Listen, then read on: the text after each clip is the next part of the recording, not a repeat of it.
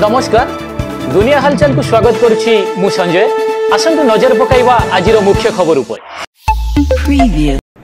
आज पवित्र दीपावली एही अवसर में गांव सहरवासी निज निज घरे दीप जालिबा सह बाण फुटाई आलोकर पर्व दीपावली को खूब जाकजमकर पालन करिथांती।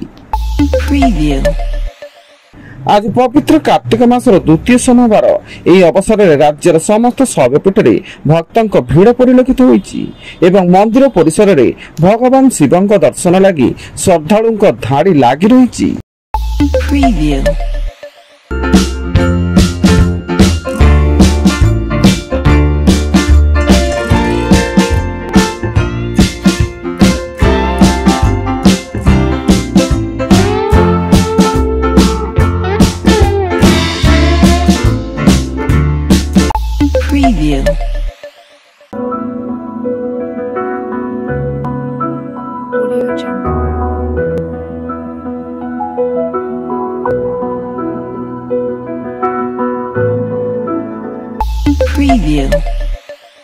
ब्रह्मपुर महानगर निगम खाद्य सुरक्षा विभाग और भ्राम्यमाण खाद्य निरीक्षण लैबोरेटोरी ब्रह्मपुर सहर विभिन्न मिठा दुकान होटेल चढ़ऊ बेले किछि मिठा दुकान 50 टी नमूना संग्रह कर परीक्षा करथिया बेले नियम खिलाफी मिठा दुकानी 1,02,000 टंका जरिमाना आदाय करछि।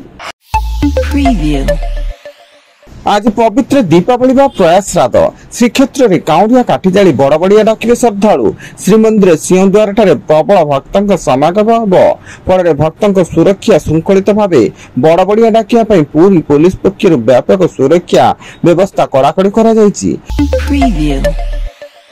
वार्षिक 18,000 टंका वृत्ति पाउथिले सुभद्रा अयोग्य छात्री एने दुई विभाग रिपोर्ट मांगिला महिला और शिशु विकास विभाग उच्च शिक्षा विभाग एवं अनुसूचित जाति जनजाति और संख्या लघु विभाग सचिव को पत्र लिखिछि विभाग।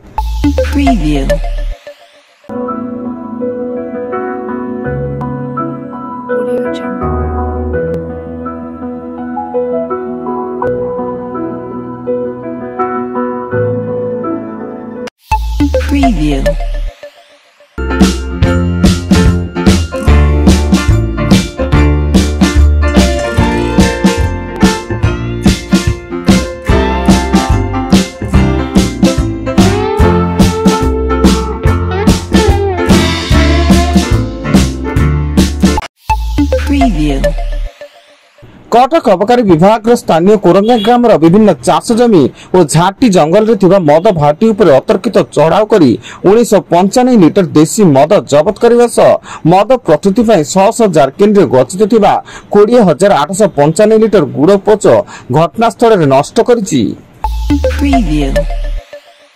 भुवनेश्वर राजधानी जड़े इंजीनियरिंग छात्री को अपहरण पर दुष्कर्म करथिबा अभियोग होईछि। भरतपुर थानार अभियोग पर पुलिस मुख्य अभियुक्त समेत 2 जन को गिरफ्त करिछि। गिरफ्त 2 अभियुक्त हेले भरतपुर अरुण नायक और विश्वजित नायक। रायगड़ा जिला कल्याण सिंहपुर जगन्नाथ मंदिर पाचेरी समिति और तहसीलदार कार्यालय फाटक पोस्टर लगा जाइथिबा देखिबाकु मिलिछि। उक्त पोस्टर रे माओवादी को धराइले पुरस्कार राशि प्रदान करा जियो बोली हिंदी ओडिया और आदिवासी भाषा उल्लेख नेथिया बेले एहा ओडिशा पुलिस पक्षरु घोषणा करा जाइछि।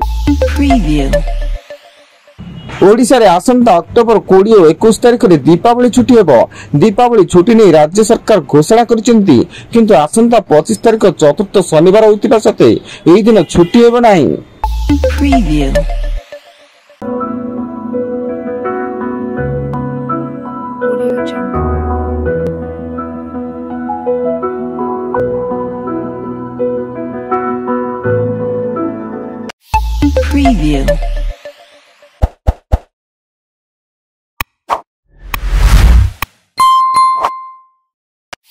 Preview.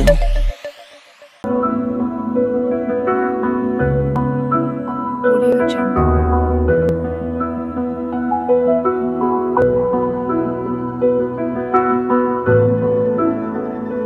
Audio Jungle.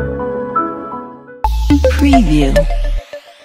ଏବଂ ବୌଦ୍ଧ ଜିଲ୍ଲା ହରଭଙ୍ଗା ବ୍ଲକ ଡମକୁଚ ଗାଁରେ ସାପ କାମୁଡାରେ ଭଉଣୀ ମୁକ୍ତ ଭାଇ ଗୁରୁତର। ଉଭୟ ଭାଇ ଭଉଣୀ ଘରେ ଶୋଇଥିବା ବେଳେ ଏକ ବିଷାକ୍ତ ଚିତି ସାପ ତାଙ୍କୁ କାମୁଡ଼ିଥିଲା। ଫଳରେ ଘଟଣାସ୍ଥଳରେ ଭଉଣୀଙ୍କର ମୃତ୍ୟୁ ଘଟିଥିଲା। ଫଳରେ ଉକ୍ତ ଘଟଣାକୁ ନେଇ ଗାଁରେ ଶୋକାକୁଳ ପରିବେଶ ସୃଷ୍ଟି ହୋଇଛି। Preview. आज एतिकी अधिक खबर जानिया पाई आम वेबसाइट विजिट करंतु www.duniyahalchal.in। धन्यवाद।